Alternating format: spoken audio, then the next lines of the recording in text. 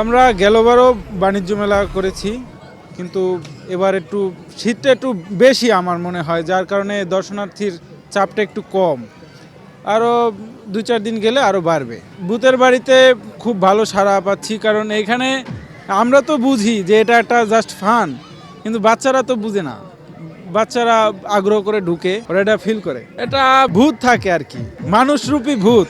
এটা অরিজিনাল তো আর ভূত নাই, কিন্তু মানুষরূপী ভূত। ওটা জাস্ট ভয় দেখানোর জন্য বাচ্চাদের। টিকিট 100 টাকা করে।